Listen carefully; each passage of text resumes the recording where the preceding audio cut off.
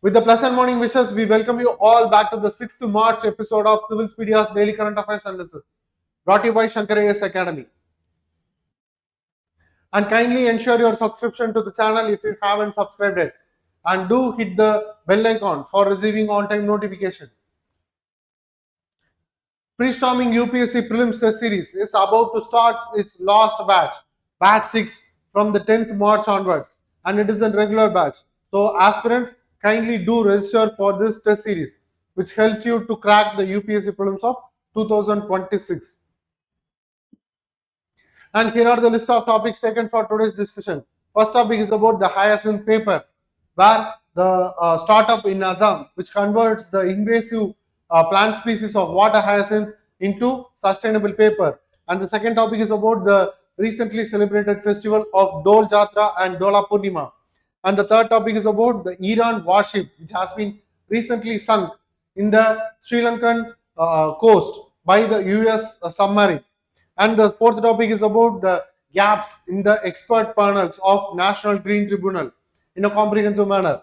And the fifth topic is about the Prelims Focus, where we discuss important current affairs from the UPSC Prelims point of view. Without any delay, let's get into the discussion. This Assam startups make sustainable paper from water hyacinth. With this news article taken from The Hindu, we are going to discuss in detail about the water hyacinth, invasive plant species, and also about the startups initiative in detail. So about the paper which has been made out from the water hyacinth, a startup from Assam known as Kumbi Kagas is producing the eco-friendly paper from the water hyacinth, and notable invasive aquatic plant which clogs the water ecosystem such as lakes and wetlands, and how this initiative of this Kumbi Kagas helps the ecosystem. It helps to control the spread of the weed and also to protect the wetland ecosystems to the most, because it was adversely affected by the abundant growth of this water hyacinth. And it also provides adequate livelihood to the local communities by employing them and in producing useful products such as these eco-friendly papers. And how these papers are made by this startups initiative. So about the process, the water hyacinth is being manually harvested, so no mechanization will be involved, because to remove or to reduce the carbon footprint of producing such papers. So, and also to prevent the other species such as snakes and other water breeding species also get adversely affected because of using mechanization. So to prevent that also, it has been manually harvested from lakes, and these water hyacinths are sun dried for about a week to get the exact fiber. So the fibers after the drying has been extracted, and these fibers are then processed into chemical free paper. So there is no involvement of chemicals for producing such papers. And it is also get to be noted because of its importance. And the production ratio of the water hyacinth to paper is 1 ton of fresh hyacinth will produce 100 kgs of fibers. So in this 100 kgs we can be able to produce 80 to 90 kgs of chemical free eco-friendly papers. So here is the picture of the paper that has been sun dried for the usage, further usage. So what was the role of wetland with respect to the water hyacinth? So, and the initiative, this initiative will focus more on wetland because it clogs the wetland ecosystem to the most. And the Assam's Deepor Bill, which is the permanent freshwater lake of Assam, and the only Ramsar site in Assam get adversely affected because of the water hyacinth growth. So this initiative focuses on these areas. And also the Urpad Bean, which is also in the Assam region, which is famous for the lotus blooms and migratory birds. So this Urpad Bean is also nicknamed as Pink Paradise. Pink Paradise, because of the seasonal blooming of lotus over this region, and also for the migratory birds. And this initiative also focuses on the Kaziranga National Park and the near proximity wetlands too. And this water hyacinth severely affects these ecosystems, so that this initiative focus to remove the water hyacinth from that region. And what are all the any ecological benefits from this initiative of converting the invasive plant to paper? It controls the invasive species over that region and also restores the growth of lotus and lily, which has earlier inhabited over this ecosystem. And it helps in birds like pheasant-tailed jacana. So this is also important. This pheasant-tailed jacana is a wetland bat which got migrated to some other areas because of the abundant growth of water hyacinth. So this pheasant-tailed jacana is also nicknamed as lily trotter or Jesus bird, because of its ability to run or walk over the river or water, and it returns for breeding over this region because of this initiative. And what was the livelihood benefit it offers? This initiative offers local people to harvest these plants, so they get employment opportunity for producing the useful paper. Especially the women got involved or engaged in the production of this chemical free papers, and women are employed in the production units too, and which helps the fishing community who are majorly depend upon the fishing of these water based ecosystems, which regains the lake access. And regarding the water hyacinth, also known as Eichhornia crassipes, this water hyacinth is a free floating perennial aquatic plant which got introduced into India as an exotic ornamental plant, which having its origin from the South American region, specifically native to the Amazon basin, and it is known for its attractive lavender flowers. So it uses these flowers for pollination purpose. So it majorly pollinates through these flowers. So its pollination method is majorly depends on entomophily, which involves the pollination through insects, and it is considered as one of the world's most invasive aquatic weeds. And this grows extremely fast, capable of doubling its population within 2 weeks. And here we can see the image of the water hyacinth. So what are all the issues behind this water hyacinth growth? It will lead to the depletion of oxygen in water issues, depletion of oxygen in water, and it also involves the when the plant dies, it accumulates in the it sinks and accumulates in the floor, so it leads to the siltation process, so aggravates siltation, and also it reduces the water depth and water holding capacity over that region. So it reduces the water depth and water holding capacity, and it also can lead to the aggravation of toxic algal blooms.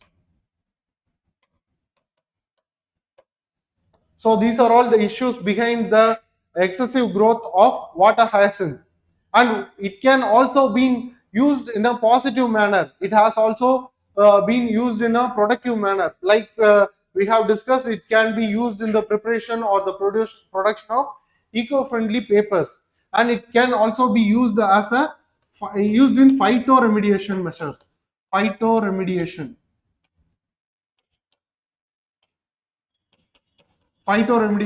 how it can use to indulge in the reduction or the removal of heavy metals, heavy metals and toxins from the water ecosystem, and it can also be used as a viable input for organic farming. So these are all the positive side of the water hyacinth, but it has majorly the negatives, which led to the abundant growth.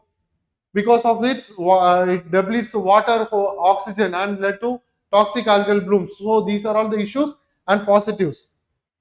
And regarding the major features or the appearance of this water hyacinth, the leaves and stalks are thick, glossy oval leaves with swollen and spongy stalks, which helps the aquatic species to float on water. And the flowers are upright, having upright spikes, bearing 8 to 15 lavender blue flowers, with having yellow mark on the top petal, and it has the fibrous roots of roots will be look like feathery dark purple black roots hanging freely in the water, which involves in the process of chlorophyll as well as photosynthesis, and it involves the reproduction, which majorly spreads rapidly through runners, which is also known as stolons, forming the daughter species or the daughter plants, and it also produces thousands of seeds, which is viable, stay viable for over 28 years, so that only it is difficult to eliminate this plant from this water ecosystem. And moving to the question with reference to water hyacinth, consider the following statement. First statement, it is an invasive aquatic plant introduced into India as an ornamental species. Second, its uncontrolled spread can reduce dissolved oxygen levels in water bodies. Which of the statements given above are correct? So in this statement, first statement is correct and the second statement is also correct, and the answer will be option C. Let's check. Yes, with this we move to the next topic. This news article from the Press Information Bureau is about the recently celebrated festival of Dol Jatra and Dola Purnima. Let's discuss more about these festivals. So about the Dol Jatra and Dola Purnima, it was celebrated commemorating the love of Lord Krishna and Radha, and it is a vibrant spring festival of colors, coincides with another festival known as Holi in India, and it was celebrated widely across the states of Assam, West Bengal, and Odisha under different names.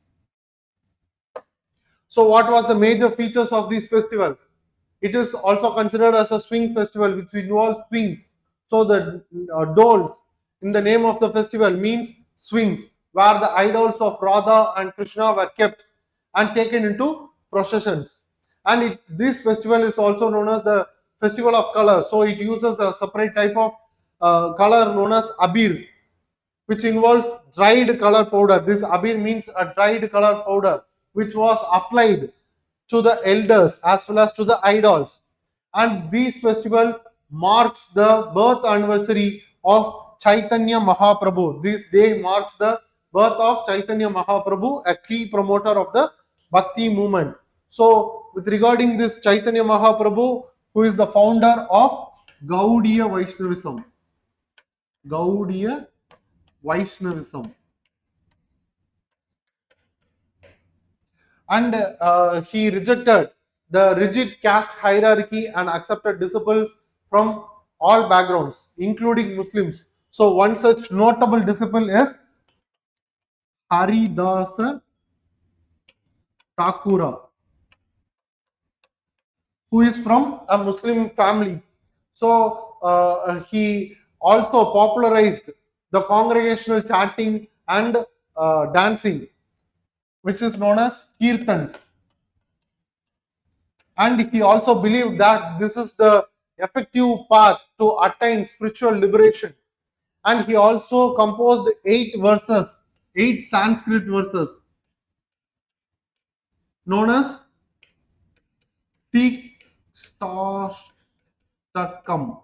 Siksashtakam. This Ashtakam means 8.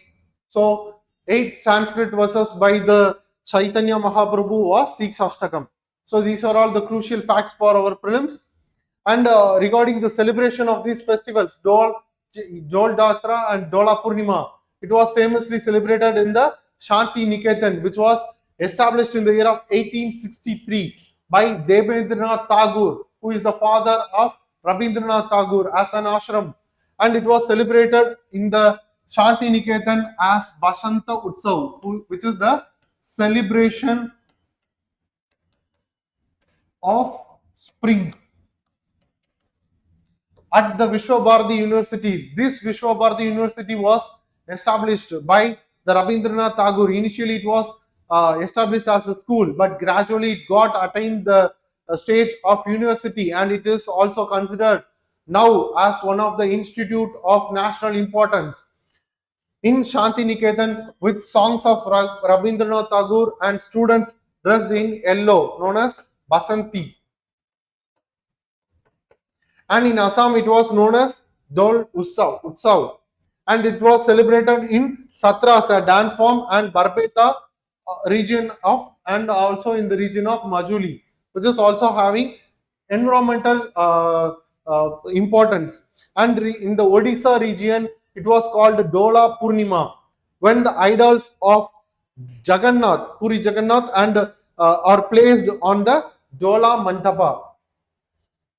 And moving to the question, consider the following statement regarding Dol Jatra. First, it is celebrated on the full moon day of the Hindu month of Falguna and coincide with Holi. Second, the festival commemorates the divine love of Radha and Krishna. Third, it is primarily celebrated in the states of Punjab and Haryana. How many of the statements given above are correct? So, with this question, we can easily infer that the third statement was incorrect, because it was primarily celebrated in the states of Assam, West Bengal, and Odisha, not on Punjab and Haryana. So we can eliminate all three, and we have the first statement is correct because it is celebrated on the full moon day of Falguna, which coincides with Holi, and the second statement is also correct. So the answer will be option B, 2 only. Let's check. Yes. With this, we can move to the next topic. Recently, the Iran's warship got sunk by the US Navy submarine using torpedo off the coast of Sri Lanka. With this news background taken from the Indian Express, let's know more about this in the further section. So, about the event, the US Navy submarine torpedoed the Iranian warship known as IRIS Dana, and the attack was located on 40 nautical miles off the coast of a city known as Gali in Sri Lanka, which is outside its territorial waters, but within the broader maritime zone of Sri Lanka. And the ship which got attacked by the US submarine reportedly returning from the naval exercise hosted by India, and it participated in the Milan exercise as well as in the International Fleet Review conducted by India of the eastern coast in the location of Visakhapatnam, and it got attacked while returning to the Iran, and it reported multiple casualties, and also the survivors got rescued by the Sri Lankan Navy. And why this matters? Because in a rare instance, the submarine which is attacking the warship on the surface level. So the surface warship got attacked by submarine in a rare instance. So it happened. And the another major significance is that it marks the potential expansion of US confrontation with the Iran apart from the Middle Eastern region. So it extends its confrontation zone to the Indian Ocean region too. And what was the geographical and strategic location behind it? First thing is the Indian Ocean region, which got its more significance because the attack happened over that region. And this Indian Ocean region carries around 80% of the global oil trade and has the major east to west sea lanes of communication. So it is a busy area where the communication of sea routes is very busy over that region. And critical choke points which is near in the Indian Ocean regions or the Strait of Hormuz, Bab al Mandab, and the Malacca Strait, which are all the crucial points of contact which has been choked because of any activities, adverse activities over there. And the strategic concern behind this location, it is being a conflict spilling into the wider Indo-Pacific region. So there may be a possibility of expanding the zone apart from the Indian Ocean region. It can be expanded to Indo-Pacific region, and the militarization of India's maritime neighborhood is a cause of concern not only for India but also for the neighboring countries of India. And here we can see in this map there is a busy route apart from the Indian Ocean region. It has been playing a vital role because of various communication linkage between the other zones of the world. And here we can see the Gulf of Aden and the Strait of Hormuz here, and we can see the Malacca Strait here. So it is a very busy zone, and in this image we can clearly see there is the Cape of Hope, which is an important strategic point, and in the Strait of Hormuz here, and Bab el Mandab Strait and Strait of Malacca, Sunda Strait. These are all the Panama Canal, which are all the choke points of the geographical location where any adverse activities taken, it will lead to the blockage of many commercial activities as well as economic progressive activities. And what was the new development behind this news? This incident indicates the expansion of hostilities into the Indian Ocean region. And what is the main thing we need to note? There is a conflict dynamics can move beyond the traditional region, which is working on the territorial limits. It has expanded to the international waters, as high sea operations and maritime zones also get included, which expands to the territorial sea, inclusive of territorial seas, exclusive economic zones, and high sea areas under the UNCLOS has been defined as a concept. We are about to discuss about these in the next slide. And what was the sovereign immunity? That is also very cause of concern, because warships generally enjoy the immunity on high seas. Usually any warship of any nation will not under threat because it was in the high seas, because under the article 88 of the UNCLOS, which defines the high seas, which are meant to be for the peaceful purpose, and this will be enjoyed by any warship over the high seas. But it got attacked between the nations. Warship implied armed conflict over the peaceful high seas and the customary international relations, and the freedom of navigation principle also got violated by this attack. And here we can see the image of the distinctive between the territorial waters, contiguous zone, and the exclusive economic zone. So in this image we can see it is the land area where we have the baseline from which the territorial waters got defined. So the territorial sea limit of an nation will be determined from the baseline to 12 nautical miles. It will be the territorial sea, and from the 12 nautical miles to the another 12 nautical miles, it will be the contiguous zone of that nation. So the 24 nautical miles at a stretch has been considered as a territorial waters as well as the contiguous zone. But the exclusive economic zone is being defined from the baseline to the 200 nautical miles, where the nation got the exclusive rights to have the resources over this region. So this will be the definition provided by the UNCLOS, United Nations Convention for Laws on Seas.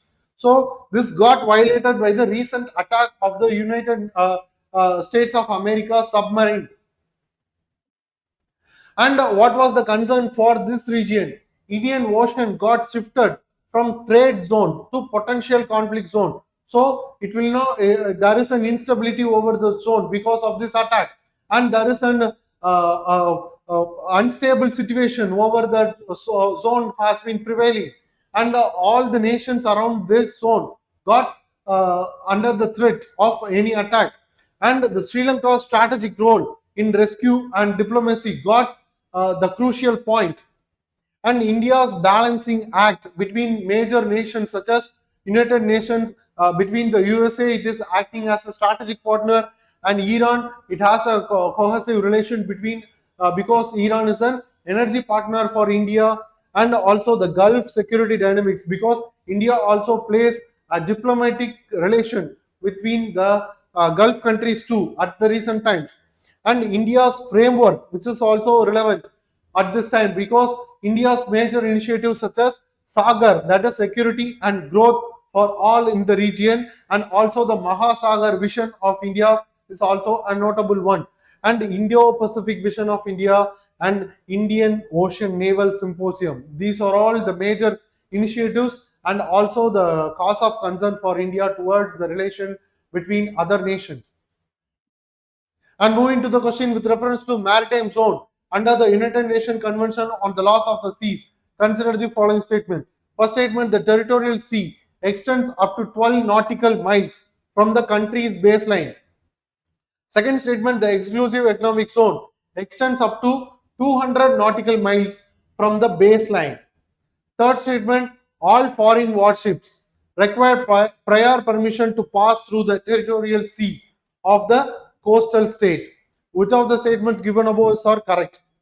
So in this question, the first statement was correct because the territorial sea has the limit of 12 nautical miles from the baseline, and the exclusive economic zone extends up to 200 nautical miles from the baseline. And the all foreign warships requires prior permission is an incorrect statement because it involves certain privileges to some countries and some authorities or warships. And in this question they have asked about the correct statement, and the third statement was incorrect. And the answer for this question will be option 1 and 2, C.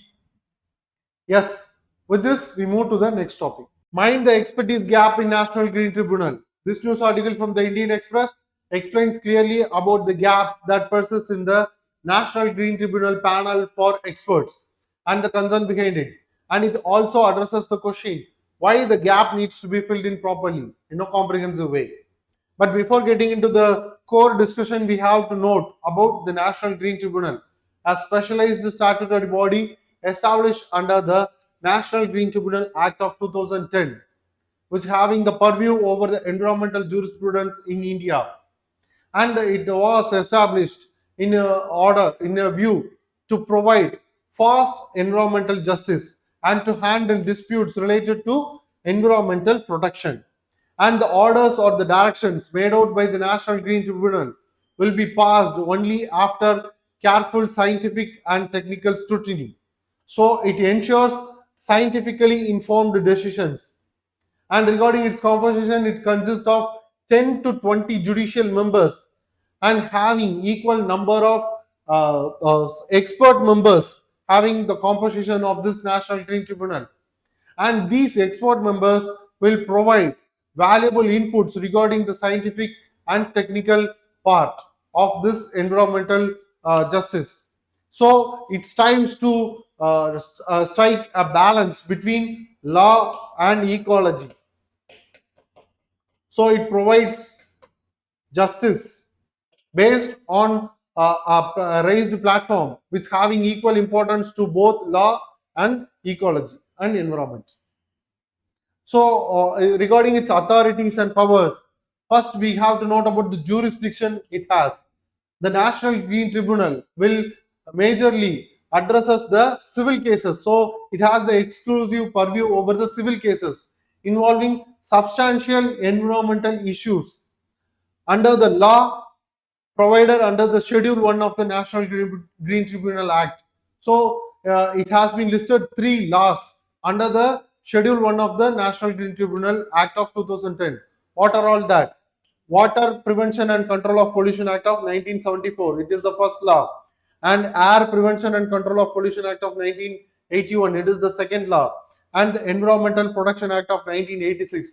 It is the third law. So these are all the 3 laws which has been listed under the Schedule 1 of the National Green Tribunal Act of 2010. So it has the exclusive purview over these acts. and it has also the powers to issue binding orders. It can issue legally enforceable directions for making compensation, and it can also issue orders to repair the damages that has been already done, and also to restore the environment that has also been a part of concern. So it can issue the legally enforceable orders. And regarding the procedural flexibility, it has no purview, or it is not bound by the Code of Civil Procedures Act of 1908 and the Indian Evidence Act of 1872. So it is not bound by these acts. And the appellate authority, it has been acting as an appellate authority to some extent. It can hear appeals against the environmental clearance. So for regarding environmental clearance, we can appeal to the National Green Tribunal, and to some extent it can also hear the appeals against certain government decisions with having the purview over the environmental part. And it also has some limitations. What are all the limitations? It has no jurisdiction over matters under the Wildlife Protection Act of 1972 and the Indian Forest Act of 1927. Why? These are all the environmental acts that is under the Indian framework, legal framework. But why the National Green Tribunal has no jurisdiction over these acts? Because the crimes or the offences made out under these acts are considered to be the criminal offence. But the National Green Tribunal has the exclusive access or the jurisdiction over the civil cases, not the criminal cases. So it doesn't have the access or the jurisdiction over these acts. So what are all the major concerns that has been recently into the news? Because it is acting as a bias, the alleged bias towards project developers is the recent issue or the concern. Between 2020 to 25, the recent data shows that the tribunal has ruled in favor of developers in 4 out of 5 cases for regarding the environmental clearance, raising concern about the environmental protection. So the National Green Tribunal has been acting in favor of project developers. So it is the allegations which made which raises concern towards this body, and the possible conflict of interest. There is 9 out of 13 expert members has been appointed since 2016 who having previously worked on the environmental ministry, which also raises concern that the possible conflict of interest that may be arised. And since the National Green Tribunal reviews the government environmental decisions, so the 9 out of 13 expert members from the Environment Ministry has the past work record, also raises concern towards the environmental clearance of government projects too. This raises question about their independence. And what regarding the shortage of expert members, this is the widely discussed gap in this article.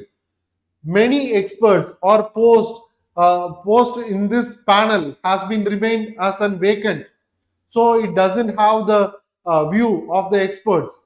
So it only acts on the law part, but it doesn't have the view about the environment and the scientific study and the technical study behind it, leaving some benches without adequate technical expertise. And limited diversity of expertise is also a cause of concern.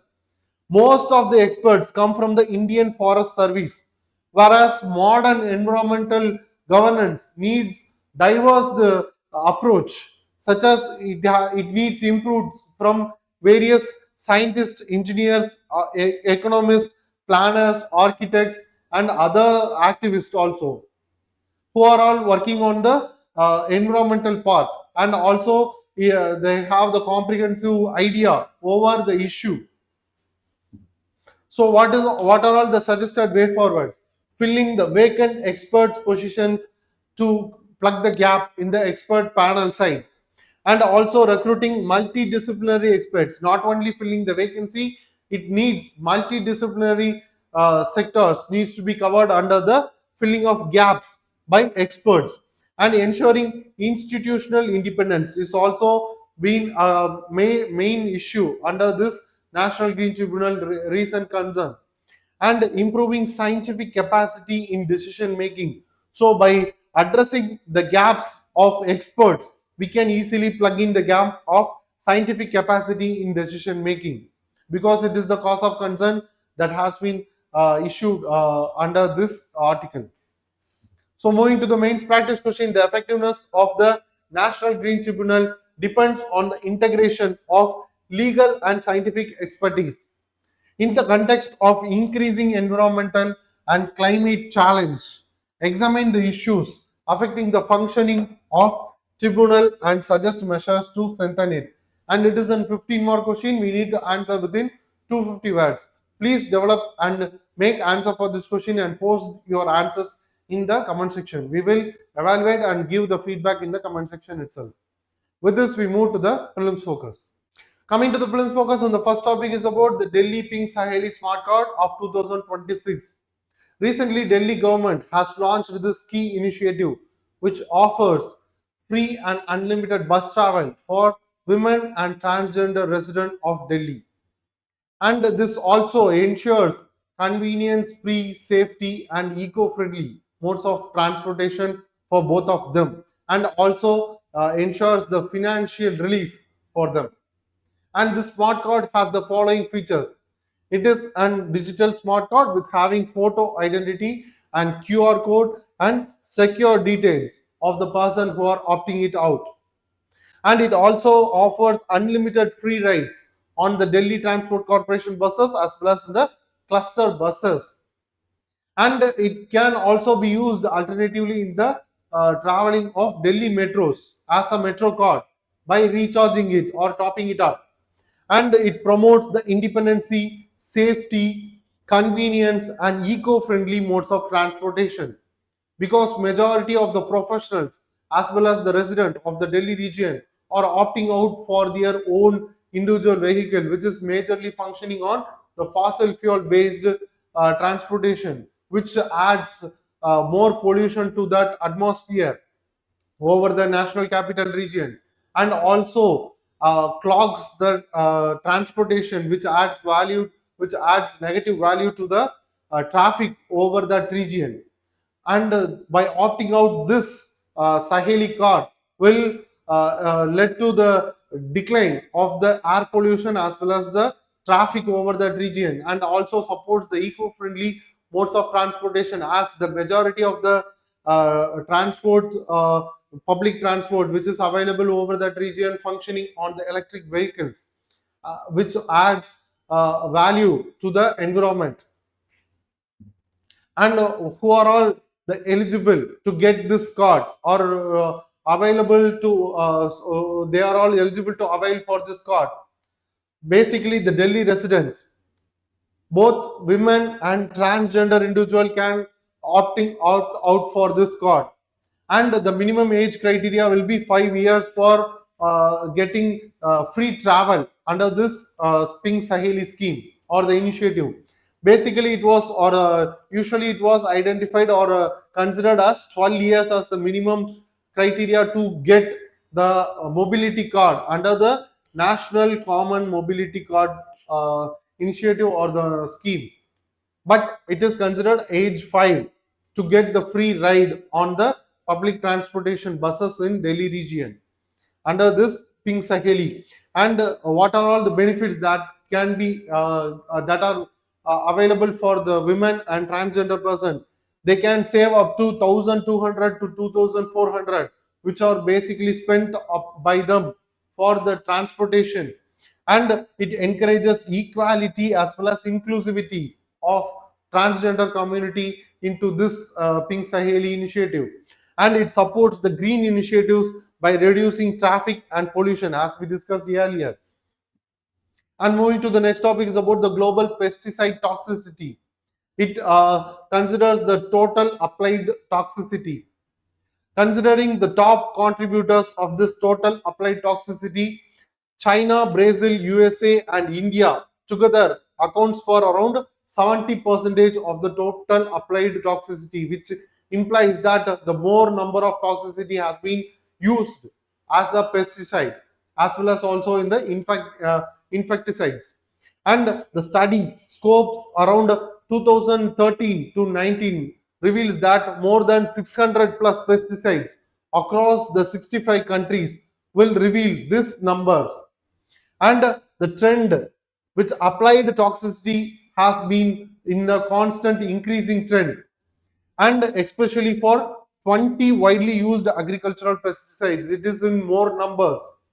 And the most affected species will be terrestrial arthropods, soil organisms, and fishes.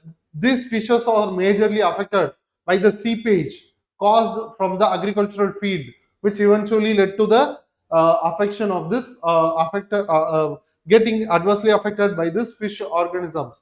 And the UN target regarding this reduction of this applied toxicity, it is planned to reduce the pesticide risk by 50% by the year of 2030. And what is the sad concern behind this is that only the Chile country is on track of reduction of this total applied toxicity across the globe. And moving to the next is the India situation with respect to the applied toxicity. Risk in toxicity is prevailing adversely increasing in trend. India's among the worst performers, and high usage has been prevailed in fruits, vegetables, rice, maize, and soya bean production. And the legal framework which is available within the Indian territory with respect to this reduction of toxicity, current law, that is Insecticide Act of 1968, which has been considered as an outdated law, which is not at all governing the insecticide as well as pesticide over the Indian region effectively, and which limits the which has the limited scope of using it in the agricultural usage only. And India still uses 66 pesticides which has been banned across the globe for some other reasons. Example, paraquat, which has been banned in the European Union or the Europe nations. And the new bill which has been proposed recently, the Pesticide Management Bill of 2025, also focuses over the reduction of this applied toxicity to reduce the risk, promote the biological traditional knowledge based pesticides. So it focuses on the reduction of toxicity as well as to use the biological or traditional knowledge based pesticides. And the moving to the next topic is about the Nilgiri Tahr Conservation Centre. So this Nilgiri Tahr Conservation Centre was established in the Coimbatore region between Semmolipunga and Periyar Arivulagam. And it acted as a dedicated hub for research, monitoring and documentation of Nilgiri Tahr population across the Tamil Nadu region. And the primary objective of establishing this conservation center is to support the Project Nilgiri Tahr, which has been initiated by the government of Tamil Nadu for conservation of this Nilgiri Tahr, because this Nilgiri Tahr is considered as the state animal of Tamil Nadu. So it was launched in the year of 2023 for the conservation of this state animal and to promote the evidence-based conservation, planning and ecological stewardship for this animal. And it coordinates majorly with the 14 Nilgiri Tahr holding forest divisions across the Tamil Nadu region only. So it has to be noted, this conservation center focuses more over the 14 Nilgiri Tahr holding forest divisions of Tamil Nadu, not across the other state. And what is the significance behind the establishment of the center? The Tamil Nadu has recorded only 1303 Nilgiri Tahr species in its second synchronization survey. So this revealed only the mere population, which is not considered to be the adequate population, which is not viable. So that only this conservation center is planned to get established to conserve the animal more effectively. And moving to the question, consider the following statement about Pink Saheli Smart Card. First, it provides free and unlimited travel to women and transgender residents of Delhi on Delhi Transport Corporation and cluster buses. Second, the card can be used for paid journeys on Delhi metros and regional rapid transit system. And the third, eligibility is restricted to women and transgender individuals above 12 years of age.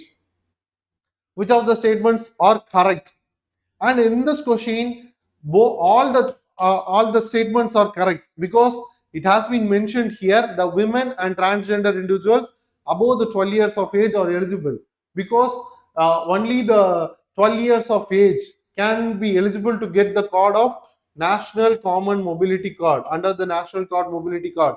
So it has been mentioned here. But to avail the free travel under this Pink Saheli scheme, the minimum eligibility will be age limit of 5 years. So the answer will be option D. Let's check. Yes.